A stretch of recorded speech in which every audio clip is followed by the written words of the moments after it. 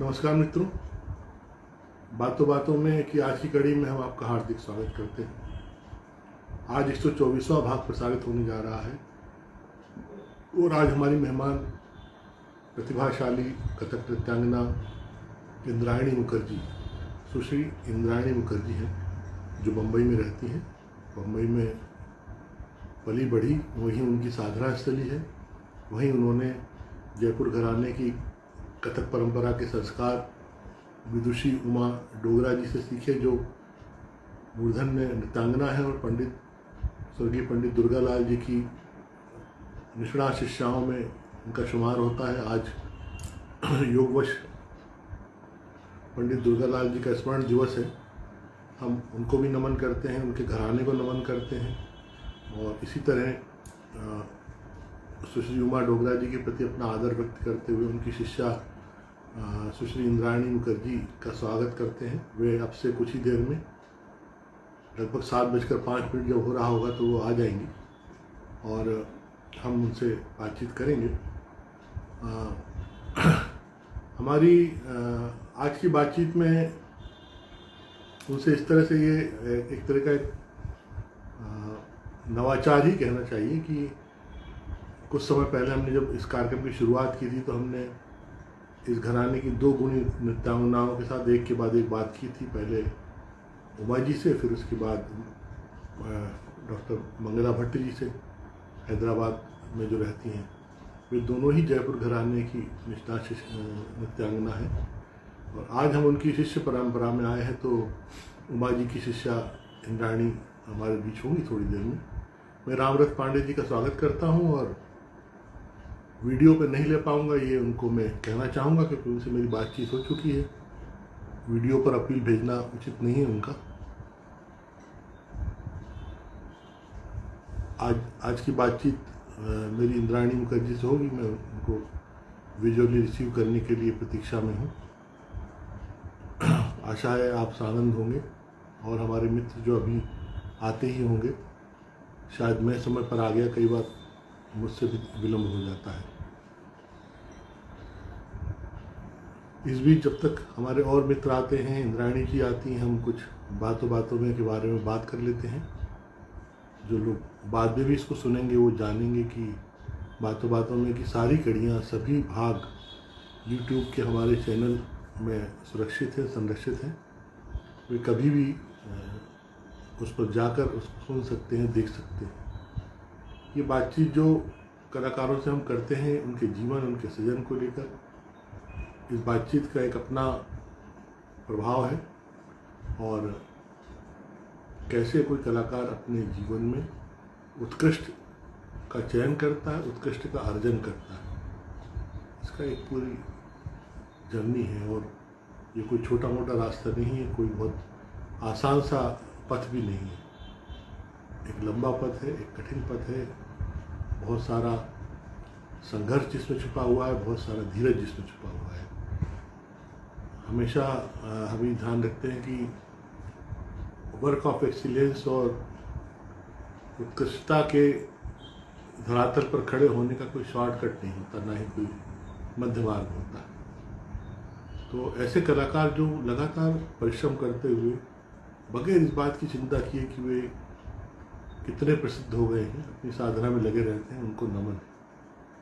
मैं दीक्षा रावत जी का भी स्वागत करता हूँ। वो हमारे इस कार्यक्रम में आई और एक नाम मेरे को थोड़ा सा उच्चारण करने में दिक्कत हो सकती है, करथी उन्नी, आपका भी स्वागत है। इंद्रायणी जी आ चुकी हैं और मुझे लगता है कि उनके आने का अर्थ है कि 7:05 हो चुका है, तो मैं उनको रिसीव कर लेता हूं और हम बातचीत का सिलसिला शुरू करेंगे। हमारे जो मित्र इस बीच आएंगे वो ज्वाइन होते रहेंगे और बातचीत में शामिल होते रहेंगे।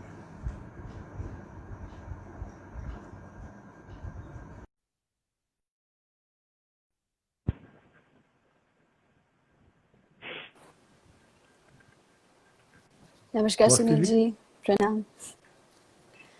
आप कैसे हो? ठीक ठाक? बिल्कुल, आप कैसे हैं? मैं भी ठीक हूँ। आप थोड़ा सा बैलेंस कर लो, या तो कैमरा ऊपर कर लो या आप थोड़ा सा कुर्सी को नीचे कर अच्छा, लो, एक मिनट एक मिनट एक मिनट। तो एक बैलेंस हो जाएगा। जी जी।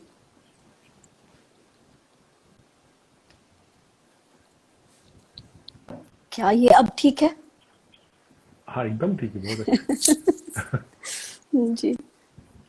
चाय वाय भी रख सकती हैं पास में, बात करते हुए चाय पीना हो तो। नहीं नहीं, थैंक यू चाय, सो मच।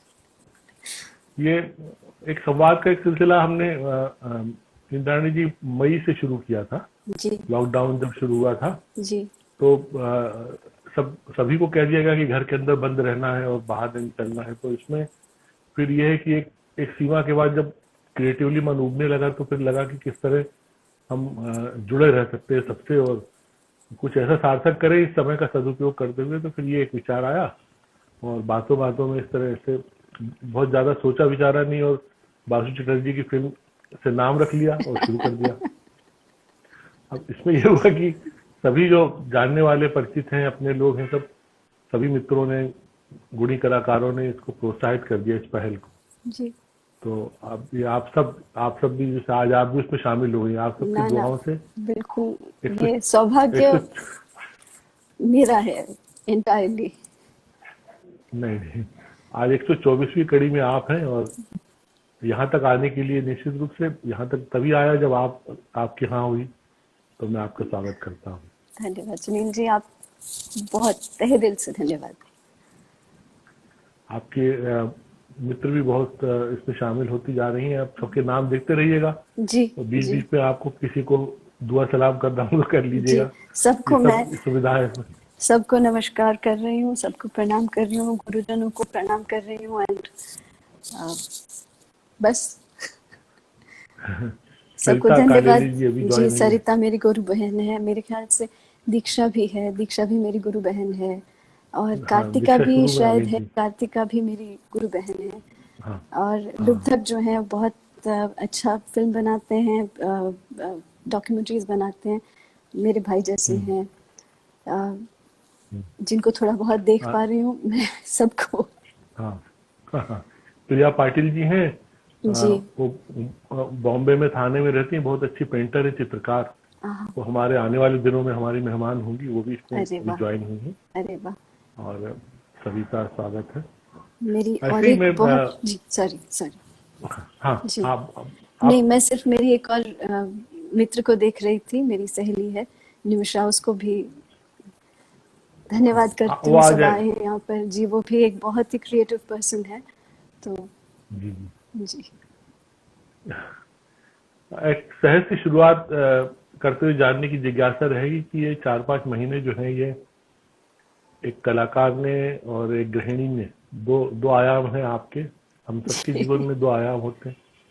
तो कैसे किस तरह व्यतीत किए कलाकार के मन से जब आप हुई तो आपने क्या किया, कैसे समय व्यतीत किया, और बाकी जो घर में जो एक बहुत सारा समय आपको मिला होगा जो कई बार दौड़ भाग में और आपाधापी में नहीं मिल पाता, तो दोनों स्थितियों में आपने क्या क्या किया, थोड़ा सा हमको बताइए। तो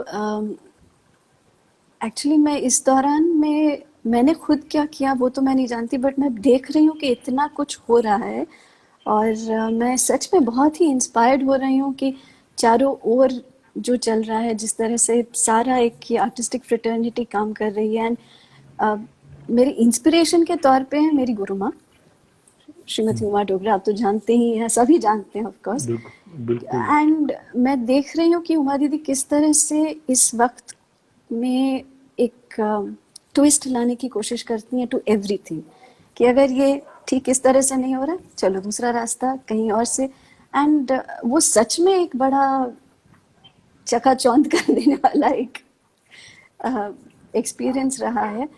तो एंड दीदी के सानिध्य में रह के वही जो मतलब वो प्रोत्साहित करती रहती हैं कि अच्छा कुछ करो, कुछ सुनो, सुन के उस पर कुछ करो।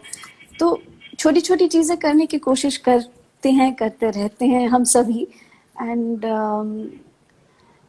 पहले तो बहुत एक तगड़ा मतलब एक क्वेश्चन मार्क सा भी था, एक फ्रस्ट्रेशन भी था, एक डर भी था कि ये क्या हो रहा है, कैसे बीतेगा ये वक्त।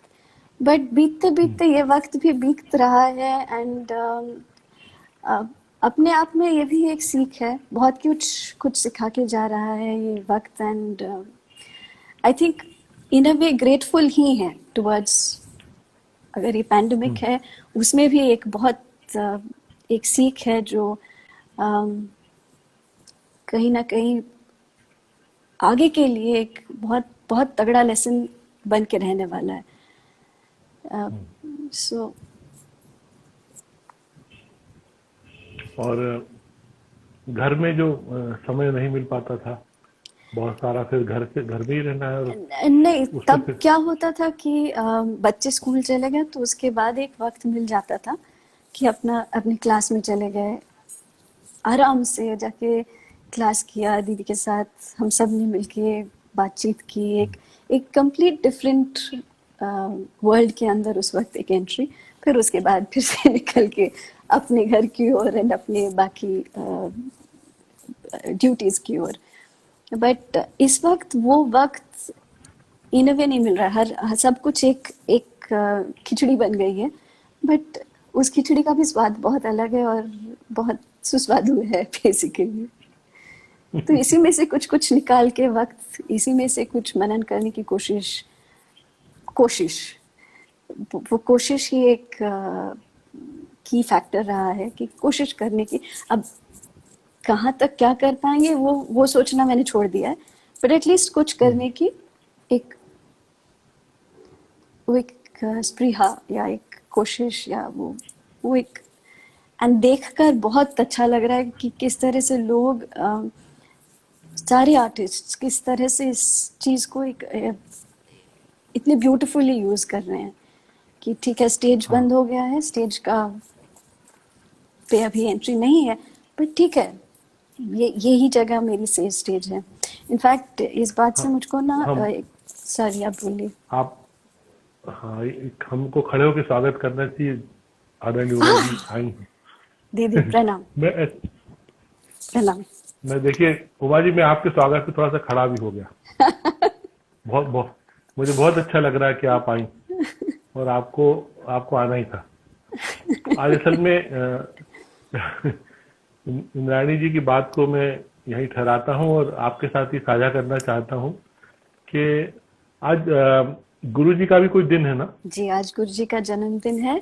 आज 72nd जन्मदिन है। इनफैक्ट अभी अभी अभी कुछ देर पहले हमने एक उमा दीदी के स्कूल ऑफ कथक के सारे बच्चों ने गुरु जी को एक छोटा सा समर्पण किया अपने परफॉर्मेंसेस से, और अब बहुत कुछ सुंदर। चीजें कही and इतना मन भर गया ना, इतना सुंदर लग रहा था वहां से यहाँ आकर। मतलब सच में ये आज का दिन बहुत ही स्पेशल है मेरे लिए, स्पेशली बिकॉज आज ही के दिन 2001 में मेरा गंडा बंधन भी हुआ था।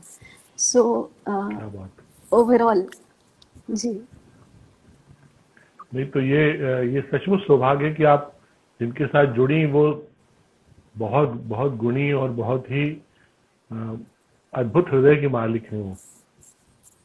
बिल्कुल। मैं इस चीज को इतने वर्षों में मैं उनसे परिचित होने का और उनसे पहचान होने का मैं इसको सौभाग्य मानता हूँ।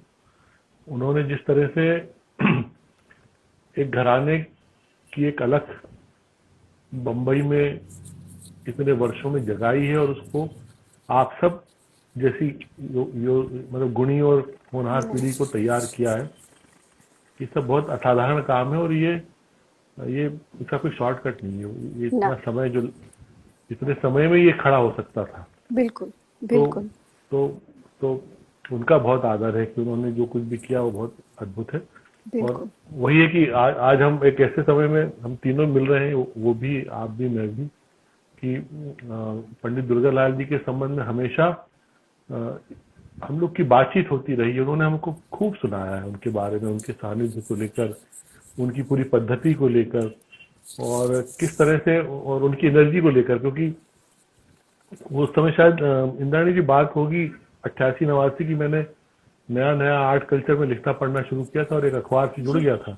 जी तो भोपाल के रविंद्र भवन में मैंने शायद एक बार उनको, पंडित दुर्गालाल जी को हाँ नृत्य हाँ करते हुए देखा था। हाँ हाँ तो वो स्मृति मेरे जहन में आज तक है, मैं उसको कभी भूल नहीं पाया। वो मैंने उस समय भी उनसे साझा किया था। तो इस तरह से वो लगता है कि एक कितने महान व्यक्तित्व कितनी छोटे से समय में कितना असाधारण काम करके गए, बिल्कुल। और जाने के बाद लगभग उनका इतने आप सब में, उमा जी, मंगला जी और जो भी है, आप सब में एक तरह से पुनर्जन्म हुआ है, जी और वो हम सब के बीच उस तरह से है, एक अच्छी फीलिंग के साथ। तो अब आप सब परंपरा को, उस घराने को, उस व्यक्तित्व को अपने साथ साथ ऐसे ही जिला रखेंगे, यही हम लोग कामना कर सकते हैं। धन्यवाद। तो आज आपने ये तो बताया कि आप 2001 में उमा जी के सानिध्य में आ गई थी नृत्य सीखने। जी उससे पहले नृत्य सीख रही थी या एक्चुअली मन में मैंने आया था? सीखा था, बट मतलब कहीं पर भी वो एक ठहराव नहीं रहा। जहाँ गई वहाँ पर शायद वहाँ के टीचर ने फिर छोड़ दिया, या कुछ किसी तरीके से वो हुआ ही नहीं। बट फिर करीबन 1993 में उमा दीदी से मुलाकात हुई, एंड तब से ये सिलसिला चल रहा है एंड चलता रहेगा। उमा जी तक कैसे आप आई? मेरी माँ, उसकी वजह से, उसकी वजह है मेरी माँ। उनका मतलब बाबा माँ दोनों ही बहुत नृत्य कला सभी मतलब प्रेमी हैं ही, बट मम्मा ज़रूर चाहती थी कि मैं कथक सीखूं। तो माँ ने ही ये शुरू किया ढूंढना, एंड देन संगीत महाभारती में एडमिशन लिया था, एंड दीदी वहाँ उस वक्त बाय गॉड्स ग्रेस वहाँ पर उस वक्त दीदी थी, एंड उस तरह से हम मिले। फिर बस उसके बाद एक बार क्लास में मेरे बाबा आए थे, एंड दीदी से मिलकर कहा कि ये है, अब आप संभालो।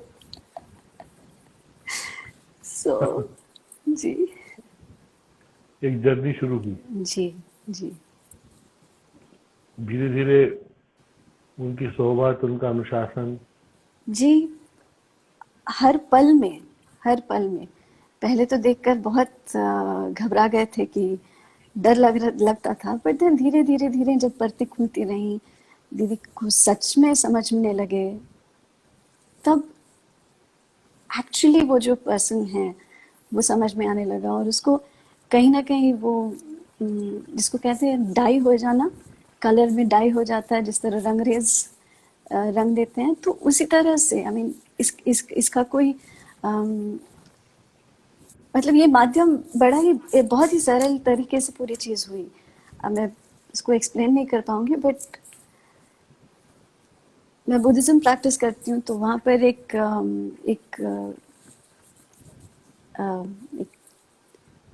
कहा जाता है कि ब्लू डीपर देन इंडिगो।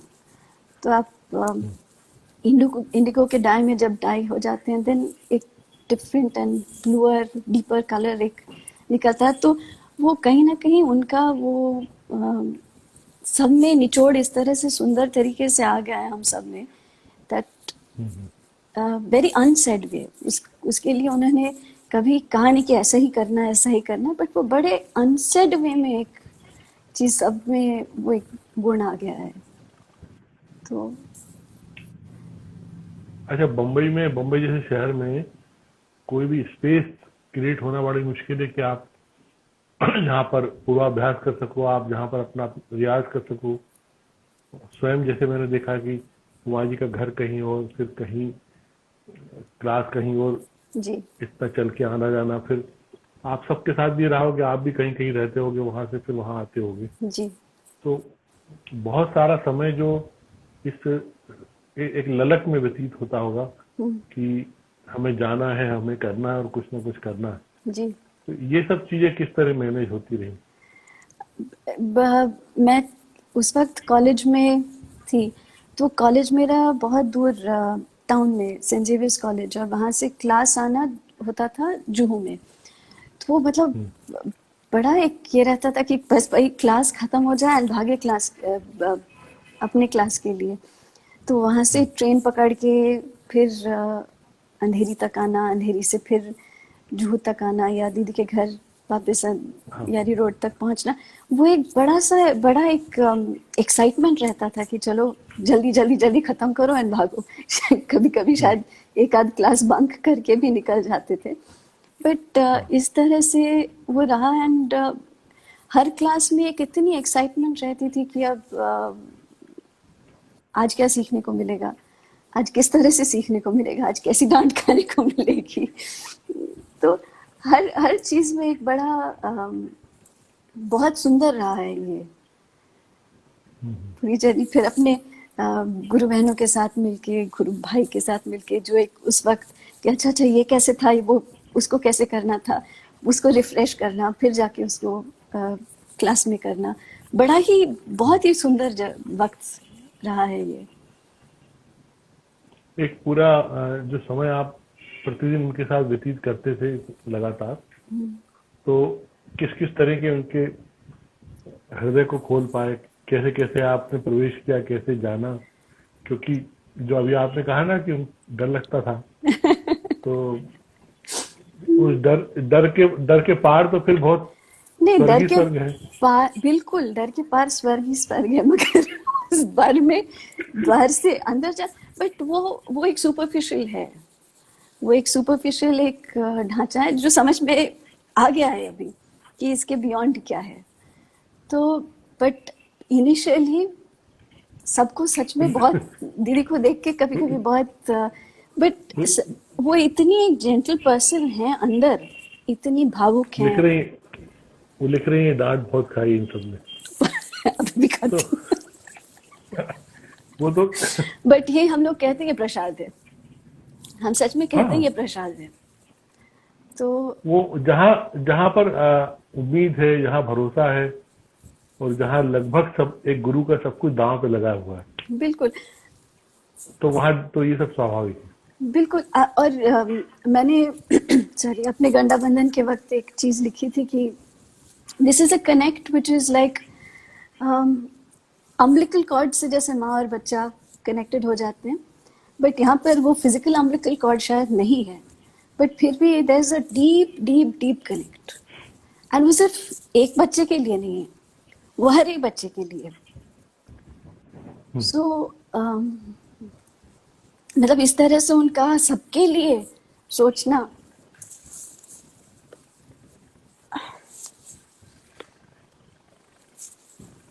वो स्वयं भी कितना परिश्रम करती हैं, देखिए आप सबके साथ साथ। बिल्कुल बिल्कुल बिल्कुल। उन्होंने उनकी उस एनर्जी को भी आप हम सब दाद देते हैं कि वो उस तरह की गुरु नहीं है जो केवल पालथी मार के बैठ जाओ। ना ना ना ना। और फिर परफेक्शन के लिए तो फिर वो बिल्कुल इस तरह से वो बिल्कुल फ्रंट पे उतरती है मोर्चे पे, तो फिर वो कमाल नहीं होता। तब तो सब हिल जाता है। ये एक बड़ी बात है। बिल्कुल। तो ऐसा सौभाग्य बहुत कम मिलता है हमारे जीवन में, ऐसे गुरु, ऐसे मार्गदर्शक जो लगातार, उनकी बहुत सारी बातें हैं। मतलब मैं इसलिए नहीं कि वो मेरे मित्र हैं, लेकिन मैं उनको जितना जान पाया हूँ, मैं समझता हूँ कि बहुत अलग ही मामला है। और उनकी पूरी आत्मा आप सब शिष्यों में बसती है। एकदम। वो जब भी भोपाल आई, जब भी कहीं नृत्य करने गई, उन्होंने बराबर आप सबको याद किया। और उन्होंने कहा है कि मेरी विरासत और मेरी जो पूरी क्रिएटिव ख्वाहिश है, जिस तरह से मैंने चीज़ों को रिसीव किया, जिस तरह से मैंने चीज़ों को विस्तार दिया है, सहेजा है, वो सब ये लड़कियां आगे लेके चली। और ये एक अच्छी बात है कि जो हमारे आजकल ये सोसाइटी में ये बहुत होता है कि लड़की की शादी होने जा रही है, चलो उसको कुछ दिन नृत्य सिखा देंगे तो बताने में वो डांस भी कर लेती है, वो गा भी लेती है, कुछ क्रोशिया का कार्य भी कर लेती है। तो कुछ दिन करके खत्म हो गया। ऐसा आप सबने नहीं किया, और आपने भी उसको अपने जीवन की चुनौती करने बनाया। का स्कोप वैसे था ही नहीं, बट वो दीदी ने कॉन्स्टेंटली ये रखा है कि किस तरह से वो आप उसी लाइन पर बने रहें, उसका फॉर अ मोमेंट पे ये नहीं रहा। मेरे शायद HSC या SSC के एग्जाम्स थे, बट मैं तब भी जाती थी क्लास, बिकॉज ये एक तो मेरी इच्छा थी, बट उनके लिए भी हाँ था कि देखो अगर तुम आ सकती हो तो बहुत बढ़िया, बिकॉज यहाँ पर आके भी तुम्हारा एक रिफ्रेश हो जाएगा माइंड, वही चीज कर करके शायद। तो वो अपने तरीके से एक उस एज से ही कि आप कैसे वापस आके सम पे आप कनेक्ट हो जाएं, हम्म। तो ये तो रहा ही है। ये उनकी हमेशा से एक देन रही है, ट्रेनिंग रही है कि आप प्लीज डिस्कनेक्ट मत हो जाइए। एक कलाकार के मंच के अनुशासन को लेकर, अपने कमिटमेंट और डांस की प्योरिटी को लेकर उनकी ऐसी कौन सी शिक्षाएं हैं जो आपको हमेशा याद रहती हैं? अम, ऐसे तो बहुत सारी हैं, बट एक चीज दीदी की बहुत मैंने ना उनसे जो सुना है बहुत बहुत बार, जब रामलीला के बारे में बताती थी कि रामलीला में उनको जब कोई कैरेक्टर एक प्ले करने के लिए कहा था, तो उनको उनके गुरु ने उस वक्त जिन्होंने वो रामलीला के लिए उनको ट्रेन किया था, कहा था कि जब आप वहां पर हो इन दैट कॉस्ट्यूम, आप फिर ये पर्सन नहीं हो, आप फिर वो कैरेक्टर हो। सो एक बार उस कॉस्ट्यूम में घुस गए, देन आप वो पर्सन हो। तो उस तरीके से अपने आप को कंप्लीटली सरेंडर कर दो कि राम अगर हैं तो राम किस तरह से उठेंगे, किस तरह से बैठेंगे, किस तरह से बोलेंगे, आप कंप्लीटली आप सो वो एक सीख रही है कि अगर मैं अभिनय का कोई एक पीस कर रही हूँ तो किस तरह से अपने आप को पूरी तरह से डुबा दूं उसमें, सोक इन करने की कोशिश करूँ। ये अभी तक एक कोशिश गुरु ही है जो जारी है, बट हाँ, गुरु गोपीनाथ जी उन्होंने लिखा है। जी गुरु गोपीनाथ जी जी जी जी। कहाँ पर हुई थी वो रामलीला? मंदोदरी। मंदोदरी का कैरेक्टर, मंदोदरी का जी कैरेक्टर किया था। जी ये तो है कि वो जब आप उस वेशभूषा में आ गए तो फिर वो किरदार आप हो ही जाओगे, बिल्कुल हो जाना बिल्कुल चाहिए, हो जाना हो चाहिए। जाना चाहिए, पर ये इनिशियली ही समझ में नहीं आता। और दीदी ने एक्चुअली हमसे एक प्रोग्राम, हमारा एक प्रोग्राम कोरियोग्राफ किया था मीराबाई के ऊपर। हाँ एक पूरी मोहिंद्रजीत जी ने इसका पे एक सीरियल भी बनी थी, इसके गाने उन्होंने किए थे। तो तब मीरा का कैरेक्टर मैंने प्ले किया था।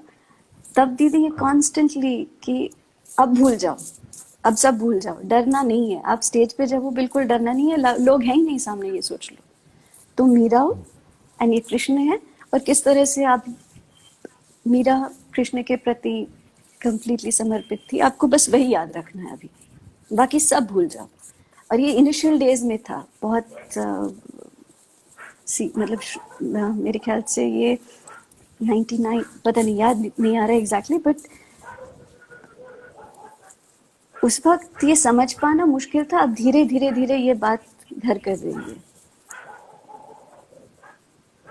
इन 20 सालों में जो लगातार उनके साथ काम करते जो मैच्योरिटी आई, तो अपने आरंभ को याद करती होंगी, फिर बीच के समय को और अब के समय को, जी तो किस तरह के फर्क लगते हैं? फर्क पहले सुना करते थे थियोरी में, फिर वो प्रैक्टिकली यूज हुआ करता है सेकंड स्टेज में, और अब जो है वो प्रैक्टिकल थियोरी दोनों का समावेश एक बहुत स्पिरिचुअल वे में हो जाता है। एक मतलब एक बहुत ही ब्यूटीफुल सरेंडर सा महसूस होता है अब जब करने की कोशिश करते हैं डांस। तो ये डेफिनेटली एक रहा है कि आज का अप्रोच जो है वो थोड़ा सा अलग हो गया है। मैं पता नहीं समझा पा रही हूँ या नहीं, बट मतलब नहीं, उस वो कॉन्फिडेंस की कट टू बात कट कीजिए चीज जो नहीं है। उस कॉन्फिडेंस के बारे में थोड़ा सा बताइए जो इतने वर्षों में उनके माध्यम से आप तक आ गया। नहीं, वो कॉन्फिडेंस तो दीदी ने कॉन्स्टेंटली, मतलब वो कॉन्फिडेंस फील करवाने की कोशिश की है स्टेज पे भी। जब उनके साथ रहते हैं तब वो एक एक एक जो इंटरेक्शन रहता है उनको देखकर वो जो एक लगता है कि अरे बाप रे, बट अरे बाप रे नहीं, कि we are together in this and हम एक साथ कर रहे हैं, एंड हमेशा यही फीलिंग रही है। और वो कॉन्फिडेंस उन्होंने इंस्टिल किया है कि एंड मतलब मैं एक्चुअली थोड़ा सा हक्का बक्का रह गई थी। ये एक नृत्य प्रतिभा बोल के एक दिल्ली में फेस्टिवल हुआ था, तो वहाँ पर स्टूडेंट्स को प्रेजेंट कर रहे थे गुरु। तो दीदी ने मुझको प्रेजेंट किया था। फिर उसके बाद एक कॉन्फ्रेंस हुई थी जहाँ पर किसी बात पे कहा गया कि अच्छा, ये मेरी बारी थी, तब उन्होंने कहा कि ये म्यूजिक चलाया जाएगा, आपने इसको सुना नहीं है कभी, क्या आप इस पे अभिनय करके दिखा पाओगे? तो मैं डेफिनेटली डर रही थी, बट दीदी ने कहा हाँ of course, why not. And मतलब उन्होंने उस कॉन्फिडेंस के साथ मुझे कहा कि डेफिनेटली कर पाओगी, तुम जाओ। मैंने अपनी तरफ से किया जो किया, पर वो कॉन्फिडेंस जो उनका था मेरी मेरे मेरी उस प्रतिभा की ओर, उसने उसको इतना बढ़ावा दिया कि मैं कर पाई एक्चुअली। तो उन्होंने हमेशा स्टेज पे वो एक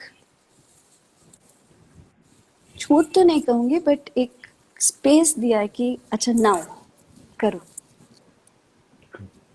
संगीत नाटक एकेडमी का फेस्टिवल था ऐसा? जी जी, श्री संगीत नाटक, राम जी हैं ऑनलाइन, हाँ वो तो बता रहे हैं। जी जी, संगीत और नाटक अकादमी का था। और उमा जी ने लिखा है कि इंद्रायणी ने कई बार मंच पर मुझसे भी बेहतर परफॉर्मेंस छी किया। छी छी छी छी, आदि भी लिखा है ये ये, अब वो सच है, वो ब्रह्मा की तरह एकदम से खुश जाती है,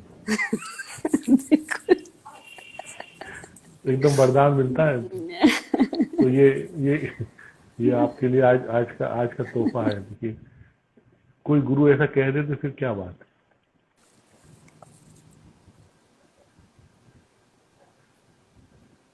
उन्होंने जिस सर, तरह से मैंने देखा है कि उनमें नृत्य के साथ साथ थ्योरी को लेकर और अध्ययन को लेकर जो ललक है, और वो लगातार पढ़ती रहती है।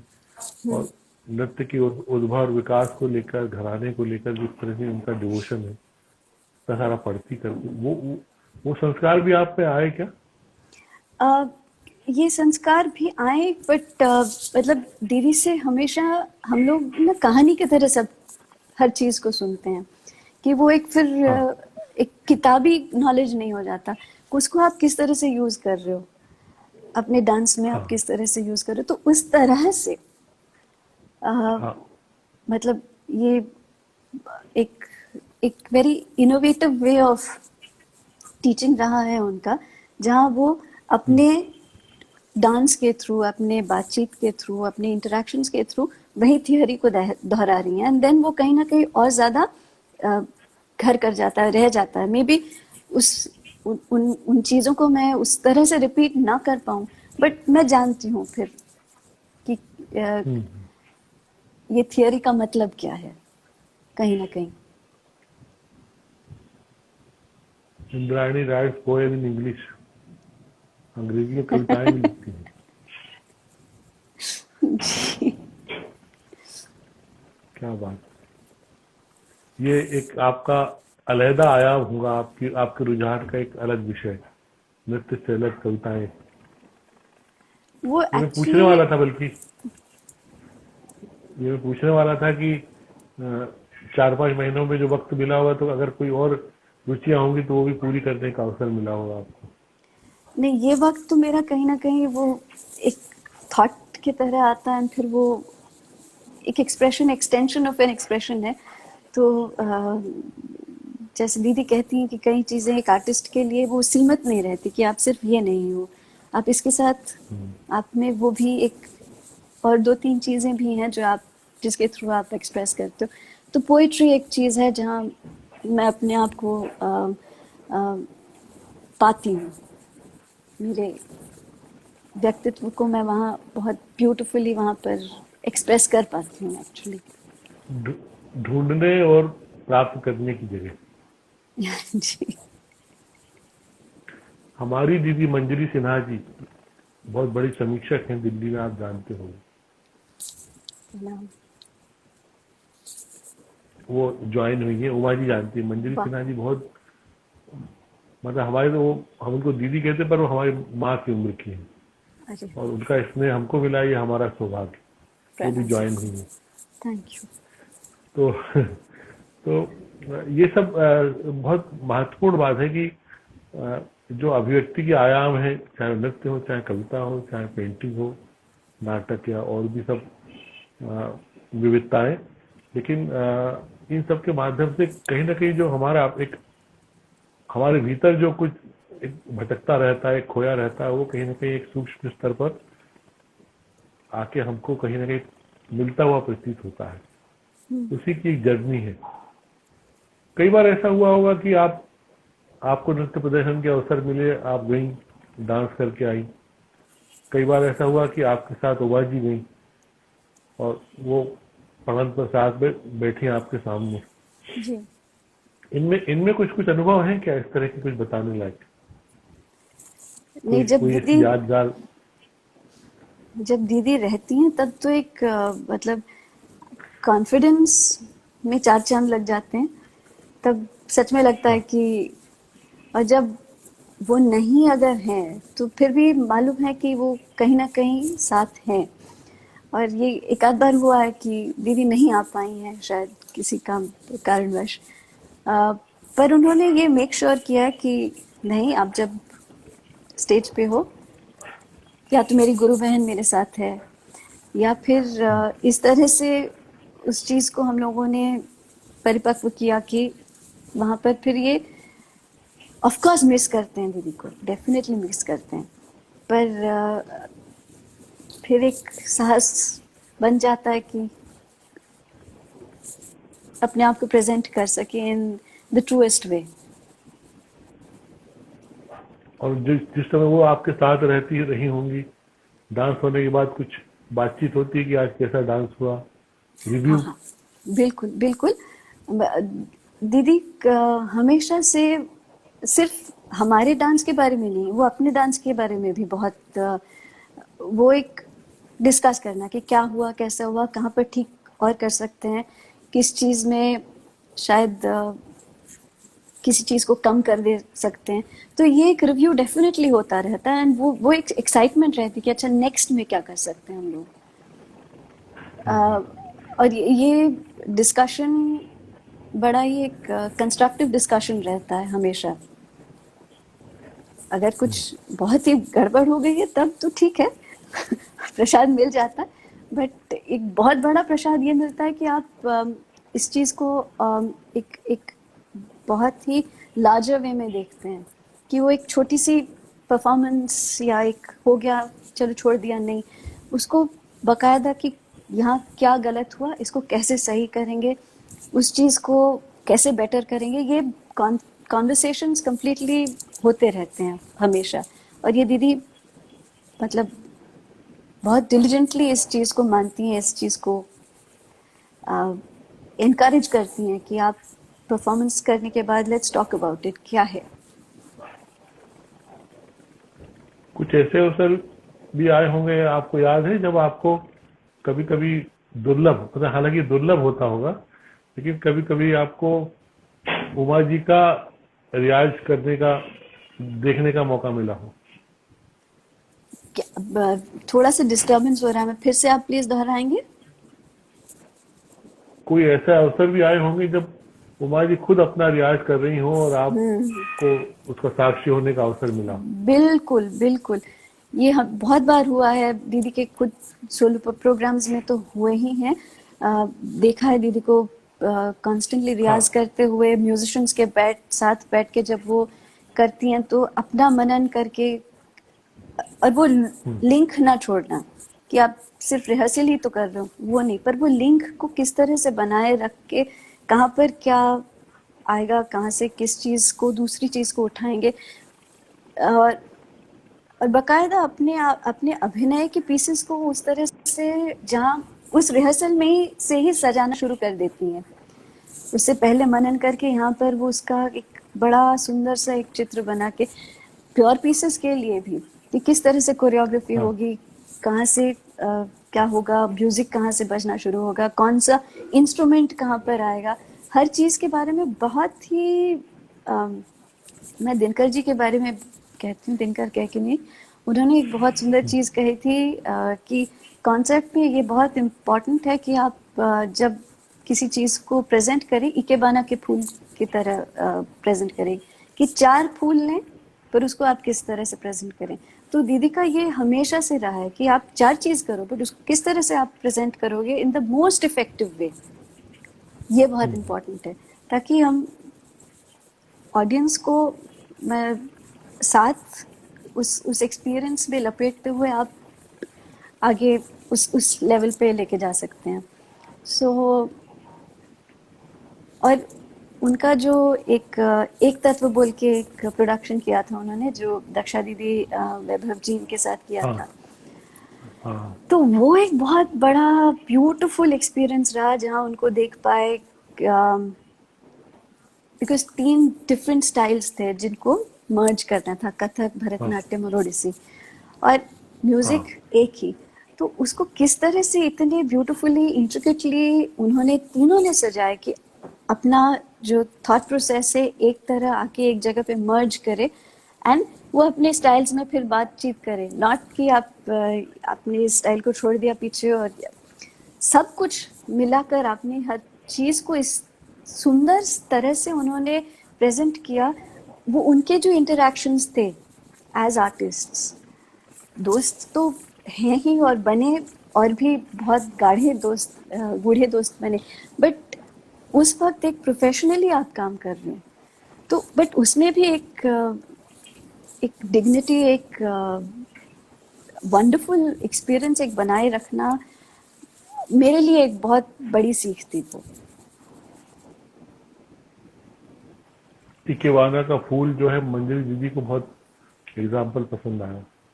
दिनकर जी का है, दिनकर उन्होंने कैकिनी जी, उन्होंने जी हाँ मेरे को उनके भी कुछ बार के सानिध्य हैं मेरे इस प्रतियों में, बहुत विनम्र और बिल्कुल देवता की तरह दिखते थे, तो सुंदर, बहुत जी बहुत अच्छे जी गायक थे। और कई बार वो भोपाल आए, ग्वालियर में भी उनका कार्यक्रम हुए, तो कुछ सानिध्य मुझे उनके रहे। जी बिल्कुल एक बिल्कुल। अच्छा, एक कलाकार हमेशा प्रकृति से बहुत कुछ लेता है।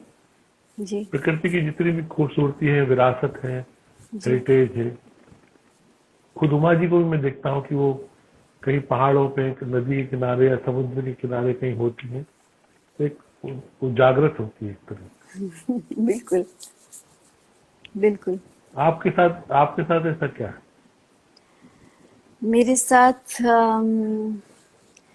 मैं भी बहुत ही ज्यादा इंस्पायर्ड होती हूँ, जैसे ऐसा लगता है कि फ्लड गेट्स खुल गए हैं, और जो पहाड़ पहाड़ की, नदियां की हरियाली, फूल, बगीचे, क्या? अट, पहाड़ अट, नदियाँ अट, सबसे ज्यादा, पहाड़ और अच्छा, नदियाँ सबसे ज्यादा। मैं थोड़ा बहुत ट्रैकिंग के लिए जा चुकी हूँ, और हाँ वो जो सॉलिट्यूड है उस आइस कैप्ड हाँ माउंटेन्स का, उस वक्त मतलब वो सन्नाटा इतना क्रिएटिव एक इंस्पिरेशन भर देता है, एक मतलब एक कम्प्लीटली ब्रेथलेस एक फीलिंग हो जाती है फिर, बट हम्म।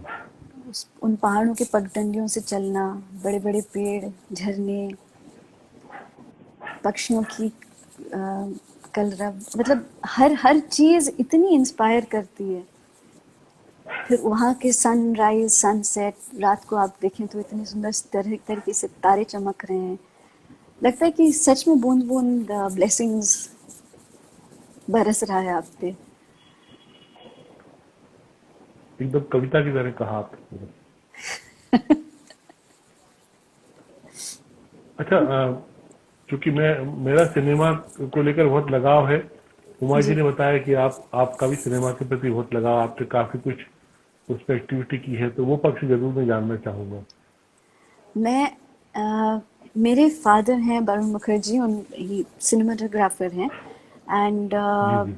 तो film in a way family में रही हुई है, बट मेरा भी एक रुझान रहा है फिल्म के प्रति। मैं डॉक्यूमेंट्रीज हाँ बनाती हूँ। पहली जो डॉक्यूमेंट्री बनाई हाँ थी वो गुरुजी पर ही बनाई थी, पंडित दुर्गालाल जी पे, जो दीदी ने ये एक आशीष दिया कि अच्छा ठीक है, यू मेक इट। एंड बड़ा ही बहुत ही सुंदर एक्सपीरियंस रहा। इनफैक्ट दिनकर जी पर भी योगेश संसी जी ने एक दिनकर जी के याद में उनके लिए एक हमने फिल्म बनाई थी। सो हाँ मेरा ये अ, मतलब ये बहुत ही इंटरेस्ट रहा है कि किस तरह से मैं अपने आर्ट के थ्रू, इवन ये एज अ फिल्म मेकर, मैं अपने परफॉर्मिंग आर्ट को किस तरह से कैप्चर कर पाऊँ, क्योंकि आज हमारी पीढ़ी ने देख लिया बट आगे की पीढ़ी शायद ये इन जेम्स को नहीं देख पाएंगी। तो हाँ अपनी तरह से किस तरह मैं एक छोटा सा गिफ्ट छोड़ के जा सकूं आगे वाली पीढ़ी के लिए, ये कोशिश रही है। और सच में ये बहुत इंस्पायर करता है। एक आर्टिस्ट की लाइफ बहुत ज़्यादा इंस्पायर करती है, किस तरह इन्होंने सबने एक एक इतना लंबा जर्नी तय किया है, उसमें कितनी सारी चीज़ें उन्होंने खोई हैं, पाई हैं, सैक्रिफाइस किया है। बहुत सही बात। बहुत सीखने लायक है। ये आपके सारे ये ख्याल बहुत बहुत दार्शनिक और बहुत बहुमूल्य है। मैं एक बार मुझे इंदौर से खंडवा जाते हुए जावेद अख्तर साहब के साथ, तो उसमें मेरे लिए तो सौभाग्य था, उनके लिए कहीं भाग के जाने का कोई कारण नहीं था। तो रास्ते में थे हम लोग, 3 घंटे बात कर रहे थे, एक लंबा इंटरव्यू हो गया था। उन्होंने ये बात कही थी, मतलब मैं उससे लगातार सवाल कर रहा था बहुत सारे जो मेरे मन में थे। तो एक चौराहे पे लिखा हुआ था, रुकिए देखिए जाइए। तो बोले ये इस दुनिया का यही सच है, सच, रुकिए देखिए जाइए। बिल्कुल उन्होंने बिल्कुल। कहा था कि दरअसल बोले हम सब इस दुनिया में आते हैं और अपना अपना समय पूरा करके चले जाते हैं। हमसे पहले कुछ लोग, ऐसे बहुत से लोग दुनिया में आए, अच्छे लोग, जिन्होंने इस दुनिया को हमारे लिए रहने काबिल बनाया अपने पुण्यों से, अपने पुरुषार्थ से। तो बोले हमारा भी ये कर्तव्य बनता है कि हम कुछ सत्कर्म करके, ताकि जो आने वाले समय में जो लगा है बिल्कुल उनके लिए एक अच्छा संसार छोड़ के जाए। बिल्कुल ये एक हर बिल्कुल मनुष्य का कर्तव्य होना चाहिए। बिल्कुल। आपने जो बात की वो लगभग वही बात है ना, कि कुछ छोड़ के जाए। जी ये फिलॉसफी वो बिल्कुल, उन्होंने एक रेस्टोरेंट का जैसे उदाहरण दिया कि रेस्टोरेंट में बोले वो हम जाके बैठते हैं, कुछ हमने नाश्ता किया, कुछ खाना खाया और प्लेटें व्लेटें जूठी छोड़ के चले आए। लेकिन है ना, अब वहां पर जो अगला आदमी आके बैठेगा उसको क्या मिलेगा? हम उस खाने को बहुत सभ्यता के साथ खा सकते हैं, बहुत तरीके से या सफाई के साथ खा सकते हैं, कम गंदा कर सकते हैं या बिल्कुल भी गंदा नहीं कर सकते, लेकिन हम लोग लगभग उसको बहुत बिगाड़ के आते हैं। और ये संसार के साथ भी हो रहा है कि लोग बिगाड़ के जा रहे हैं। बिल्कुल बिल्कुल। तो ये तो है कि ये एक बड़ी इमोशनल फिलॉसफी है कि हमारे जीवन का जो सत्य है और जो अर्थ है, मतलब जीने का एक अर्थात, वो इस पर बहुत निर्भर करता है कि आप बंगाली हैं, बिमल राय की 2 बीघा जमीन आपको याद हो, आपने शायद देखी हो ना देखी हो। उसमें गाना है, अपनी कहानी छोड़ जा, कुछ तो निशानी छोड़ जा, जी कौन कहे इस ओर तू फिर आए ना आए। जी बिल्कुल। शैलेंद्र का लिखा हुआ गीत है। तो कौन कहे इस ओर फिर तू फिर आए ना आए, ये तो पक्का है। हम्म। तो भारतीय परंपरा में अध्यात्म से लेकर संस्कृति से लेकर एक जो पूरी थाती महान लोगों ने जो दी है, पूरी परंपरा चली आ रही है आज और आगे भी चलती रहेगी, उसमें रह जाने वाली वही बात बिल्कुल। इनफैक्ट मैं जो कुछ। बहुत ही फॉर्चुनेट हूँ कि मैं एक बहुत सुंदर फिलॉसफी प्रैक्टिस करती हूँ, निchiren दाइशुनिन का बुद्धिज्म। एंड यहाँ हाँ पर वही है कि आप किस तरह से सिर्फ अपने लिए नहीं बट सबके लिए काम करें, एक वर्ल्ड पीस कहते हैं इसमें, कि आप सिर्फ अपने, बिकॉज आप खुद खुश रह के ही खुश सब कुछ नहीं हो जाएगा, बट आपको अपने वातावरण को भी खुश करना पड़ेगा। इट्स लाइक फिलोसफी कहते हैं ऑफ द लोटस सूत्र, जो कमल की तरह है, कि गंदे कीचड़ में रहकर भी इतनी सुंदर सुंदर एक एनवायरनमेंट बना देता है। तो अपने में वो काबिलियत क्रिएट करना कि सिर्फ बुरा ना देखूं, अपने आप को पहले साफ कर लूं, फिर सब ऑटोमेटिकली साफ हो जाएगा। एंड किस तरह से एक छोटी सी लेगेसी अपने तरह से अपने कैपेसिटी में छोड़ जा सके हम, बहुत ही पता है लोग इम्पोर्टेंट अपने घर में लोग झाड़ू लगाते हैं, कुछ लोग झाड़ू बाहर की तरफ लगाते हैं, कुछ अंदर की तरफ लगाते हैं। है। हाँ जी। उनको लगता है हम ये कचरा बाहर क्यों फेंक दें। बिल्कुल। अंदर की तरफ लगाने वालों की साइकोलॉजी है कि बाहर गंदगी ना हो, और जो हम समेट के उसको फिर कहीं अंत में ऐसी जगह फेंक दें कि जहाँ किसी को नुकसान ना हो। बिल्कुल बिल्कुल बिल्कुल। ये तो है। तो अब ये तो मुझे मालूम पड़ा कि आप सिनेमा और सिनेमा की क्रिएटिविटी से, खासतौर से एक सिनेमेटोग्राफी को लेकर भी मेरा एक बड़ा आकर्षण रहा है। जब मैं दूर के लैंडस्केप देखता हूँ, अच्छे बिंब देखता हूँ, तो मुझे भी लगता है कि कमाल है। जैसे अभी 2 दिन पहले वो JL50 एक सीरीज देख रहा था, बहुत सुंदर है। उसमें लावा का सीन है वेस्ट बंगाल के पास, वो शायद चीन तिब्बत की सीमा जो भी लगती होगी, पर वहाँ इतनी सुंदर दृश्यावली है, इतने सुंदर छोटे छोटे बच्चे, एक प्लेन क्रैश की वो स्टोरी है। तो मेरी जरूर अपेक्षा रहेगी कि आप लगातार इस रुझान को बनाए रखिएगा, और चूंकि आप नृत्य के क्षेत्र में हैं, तो नृत्य के क्षेत्र में जो भी स्पेशल और जो विशेष क्रिएटिविटी हो सकती है, जो शॉर्ट फिल्म के रूप में, डॉक्यूमेंट्री के रूप में, या कथात्मक फिल्म के रूप में धरोहर है, जी वो काम आप करते रहना। बिल्कुल। और नृत्य भी। आपका बहुत बहुत धन्यवाद सुनील जी, थैंक यू। मैं आपका आभारी हूँ, आपकी ना ना गुरु ना, माँ का भी आभारी हूँ कि वो यहाँ पर लगातार उनका सानिध्य बना रहा, और जी सभी सुनने वालों का। और बहुत सारी शुभकामनाएं। हम ये कामना करते हैं कि ये सब जो बंधन हम लोग को बांध दिया गया है इस पूरे साल में, अभी सितंबर भी आधा होने चला है, अक्टूबर आ जाएगा, कम से कम ये कामना करते हैं कि महीने 15 दिन में, 2 महीने में कहीं ना कहीं एक समय वो भी आए जब हम अखबारों में पढ़ें कि अब कोरोना का कोई डर नहीं रहा, हम लोग सब बाहर निकल सकते हैं और पहले की तरह जी सकते हैं। बिल्कुल आप सब बिल्कुल। मंच पर हो उसी गरिमा के साथ। बहुत बहुत धन्यवाद। धन्यवाद आपका भी, आप सभी का प्रणाम।